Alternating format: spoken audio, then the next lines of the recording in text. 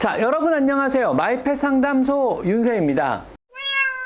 구강 내 세균에도 효과가 좋아서 고양이 구내염 소독에도 실제로 많이 사용됩니다. 고양이에게 사용할 것도 사용할 이유도 전혀 없는 그런 종류의 소독약입니다. 혹시라도 고양이의 상처 부위에 과산화수소를 발라주신다면요, 고양이가 낼 수 있는 온갖 소리를 한 번에 다 듣게 될지도 모릅니다. 다양한 종류의 소독약은요, 고양이에게 가벼운 상처 혹은 피부병, 턱드름 등에 사용하기도 하고요. 또 고양이의 주변을 소독하기 위해 사용하기도 합니다. 소독약은요, 그 종류도 다양하고요.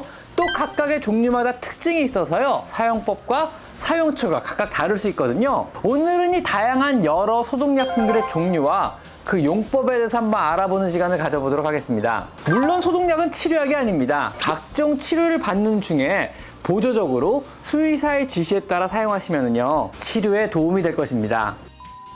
먼저 첫 번째는 포비돈 요오드인데요. 우리가 익히 잘 아는 베타딘이라고 하는 빨간 약입니다. 아주 오래전에 개발된 소독약으로 현대에도 굉장히 많이 사용하는, 살균력이 뛰어나고요, 저렴하며 또 안전한 종류의 소독약입니다. 포비돈은요, 고양이에게 적용 후 바로 살균작용을 나타내지 않고요, 마르면서 서서히 살균작용을 나타내는 특징을 갖고 있는데요. 최소 1에서 2분 정도는 지나야 포비돈 소독약이 마르기 시작하면서 살균 효과가 나타나게 됩니다. 이때요, 일반 세균은 물론 곰팡이나 바이러스, 각종 원충류 등을 가리지 않고 정말 광범위한 살균력을 보이게 됩니다. 살균 지속시간 역시 굉장히 길어서요, 피부에는 적용 후에 약 6시간 정도로 상당히 긴 시간 동안 소독 효과가 유지되게 됩니다. 고양이에서의 사용은요, 수술 후 상처 부위 소독이나 가벼운 상처 소독 혹은 감염된 피부의 경우는 그 부위가 넓지 않고 부분적이라면 적용해도 좋습니다. 혹은 물과 희석해서요, 구내염 등의 소독에 사용도 가능하고요. 특히 곰팡이를 억제하는 능력이 뛰어나기 때문에 리건과 같은 곰팡이성 피부 질환에도 사용하면 좋습니다. 실제로 병원에서는요, 수술할 때 희석해서 안구, 즉 눈의 소독에도 사용할 만큼 안전한 편에 드는 소독약입니다. 주의사항은요, 요오드 성분이 들어있기 때문에 갑상선 기능 항진증 고양이에서는 사용을 하면 안 되고요. 역시 같은 이유로요, 갑상선 기능에 문제가 있는 보호자분은요, 반드시 장갑을 끼고 만지실 것을 권장드립니다. 그리고 역시 중증의 깊은 상처에는요, 이런 종류의 소독약은 사용을 안 하시는 것이 좋습니다. 마르면 끈적거리고요, 또 붉은색의 착색을 유발하므로 옷이나 가구 중에 묻지 않도록 주의해야 하고요. 고양이에게 발라주면은요, 완전히 마를 때까지 안고 계셔야 합니다. 온 집안을 돌아다니면서 정말 묻히고 난리를 부리는 경우도 있거든요.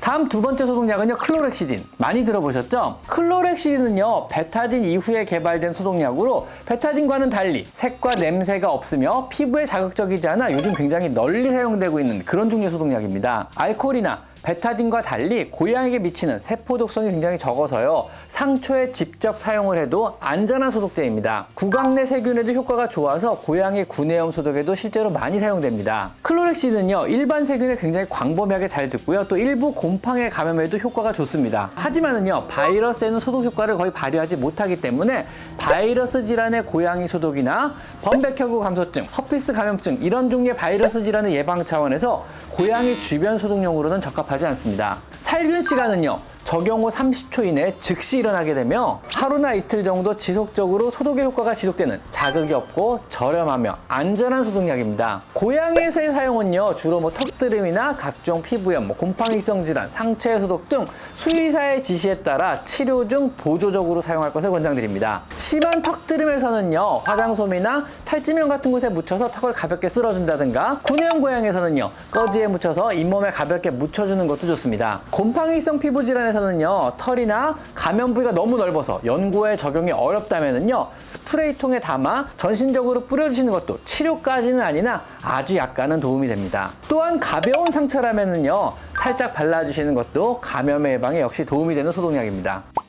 다음 세 번째는 알코올. 전통적인 소독약이죠. 사실은 굉장히 자극적이라 일반 가정에서 고양이에게 사용할 것도 사용할 이유도 전혀 없는 그런 종류의 소독약입니다. 예전에는 당연히 많이 사용된 소독약이 대명사였으나 현대에 와서는요, 많은 저자극에 더 광범위한 살균력을 나타내는 좋은 소독약이 많이 나왔기 때문에 지금은 거의 사용하는 곳이 굉장히 제한적입니다. 유일한 장점은요, 바른 즉시 효과가 나타난다인데요. 이 효과로 인해 주로 동물병원에서요, 수술 전 수술 부위 소독에 사용하는 그 정도입니다. 혹시라도 고양이의 상처에 알코올을 발라주시면은요, 아마 한동안 고양이와 여러분이 좋은 관계를 유지하기는 굉장히 힘드실 것입니다. 그 다음 네 번째는 과산화수소수. 현대에 와서는 소독약이라기보다는요, 그냥 단백질 분해제란 표현이 적합합니다. 상처 부위에 노출된 조직이든 세균이든 가리지 않고 그냥 분해버립니다. 엄청나게 따갑고 자극적이며 상처 부위의 세균들은 즉시 정리가 되나 상처 역시 굉장히 심한 자극으로 더 안 좋아지게 됩니다. 고양이에서 사용은 절대 금기입니다. 다른 소독약들에 비하면은요, 아무런 장점도 없고 단점만 수백 가지인 그런 종류의 소독약입니다. 유일한 유용한 사용처는요, 옷 같은 패브릭 제품에 피가 묻었을 때 솜에 묻혀서 닦아주시면은요, 혈액을 부식시켜서 잘 지워지게 해줍니다. 동물병원에서도요, 그냥 옷에 묻은 아니면 우리 가운에 묻은 혈액을 지우는 용도 이외에는요, 거의 사용을 안 합니다. 고양이가 몸에 묻은 과산화수소수를요, 굉장히 소량이라도 핥아 먹어버리면은요, 어마어마한 구토를 유발하기도 합니다. 혹시라도 고양이의 상처 부위에 과산화수소를 발라주신다면은요, 아마 고양이가 낼 수 있는 온갖 소리를 한 번에 다 듣게 될지도 모릅니다. 그리고 다섯 번째는 차염소산. 코로나 시대를 맞아 아주 광범위하게 사용되는 주변 환경소독용 소독제입니다. 고양이 몸에 사용하는 것이 아니기 때문에 환경소독용 소독약이라고 생각하시면 됩니다. 주로 고양이의 집이나 화장실 주변 등 우리가 흔히 소독이 필요하다고 생각되는 그런 장소에 그냥 뿌려주시면 됩니다. 살균 범위가 굉장히 넓어서요, 대부분의 세균을 포함하고요, 또 곰팡이나 바이러스는 물론 포자를 형성한 세균까지 굉장히 광범위하게 살균하는 그러한 능력을 가지고 있습니다. 적정한 농도 내에서는요, 고양이가 먹어도 될 만큼 안전하나 고양이 몸에 뿌리지는 마시고요, 여기저기 취약한 환경 소독용으로 사용할 것을 권장드립니다. 그리고 마지막 여섯 번째는 락스, 차염소산 나트륨인데요. 위에 설명한 차염소산과 비슷하지만 조금 다른 종류의 소독약입니다. 차염소산 나트륨, 일명 락스인데요.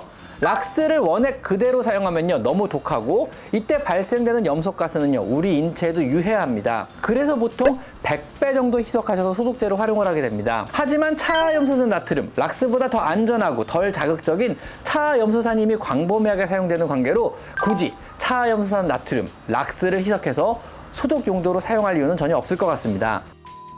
자, 오늘은요, 고양이의 몸과 또 우리 주변 환경을 소독할 수 있는 여러 소독약들에 대해서 한번 알아봤습니다. 자, 오늘은 여기까지 마이펫 상담소 윤쌤입니다.